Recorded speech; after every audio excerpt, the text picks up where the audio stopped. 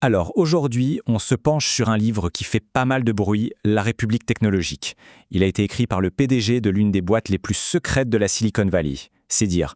Et ce livre, il pose une question plutôt frontale. Est-ce que les entreprises qui fabriquent nos applis, nos réseaux sociaux, est-ce qu'elles devraient aussi se mettre à construire des armes? Et la thèse des auteurs, elle est audacieuse, pour ne pas dire carrément controversée. En gros, ils disent que pour que les démocraties occidentales survivent au XXIe siècle, eh bien, il leur faut une nouvelle alliance. Une alliance sans complexe entre le monde de la tech et l'État. Et ce n'est pas juste une bonne idée, non, pour eux c'est une question de survie.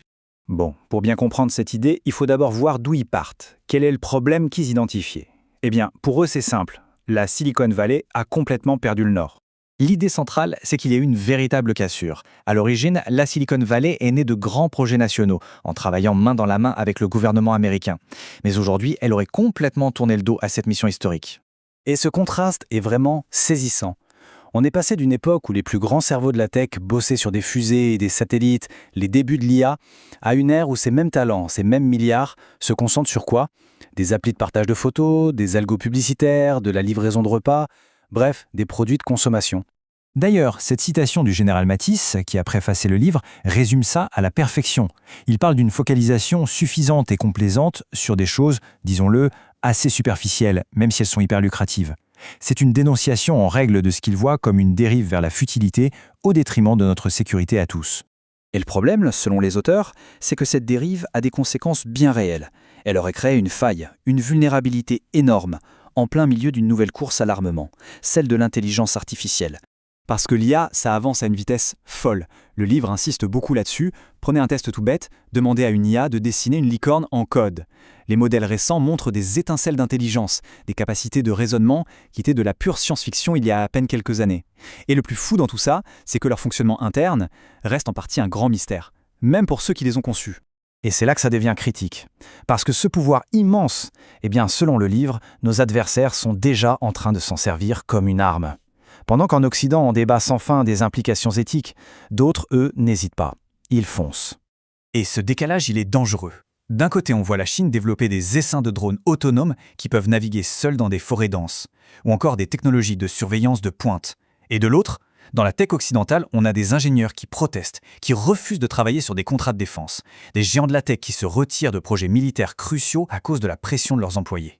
Cet extrait d'une lettre des employés de Google, c'est l'illustration parfaite de cette culture de résistance.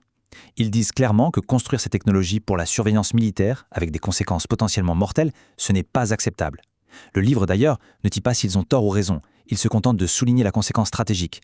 Ça crée un désavantage énorme, potentiellement fatal pour les démocraties, surtout face à des régimes qui, eux, n'ont pas ce genre d'état d'âme. Alors, on pourrait se dire, pourquoi est-ce que c'est si grave maintenant? Eh bien, pour les auteurs, c'est parce qu'on est en train de vivre un tournant majeur. On entre dans une nouvelle ère, la fin de ce qu'on a appelé la longue paix. Ce graphique, il parle de lui-même. Il montre la chute spectaculaire du nombre de morts au combat depuis la fin de la Seconde Guerre mondiale. C'est ça, la longue paix. Pendant près de 80 ans, le monde a réussi à éviter un nouveau conflit majeur entre les grandes puissances. Mais attention, pour les auteurs, cette paix, ce n'est pas le fruit du hasard. Pas du tout. Pour eux, elle a été garantie par une seule chose, la dissuasion. L'idée qu'une puissance technologique et militaire écrasante rendait toute agression suicidaire. C'est cette certitude d'une riposte dévastatrice qui a maintenu l'équilibre. Le problème, c'est que cette paix a duré si longtemps qu'elle a fini par nous rendre complaisants. Dangereusement complaisants.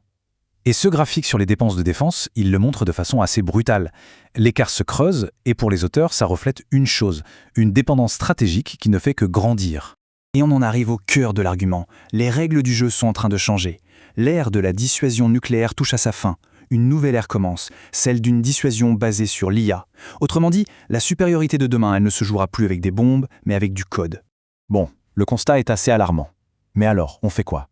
Le livre ne se contente pas de critiquer. Il propose aussi une solution. Et cette solution, c'est de reconstruire ce qu'il appelle la République technologique. Qu'est-ce que c'est cette République technologique?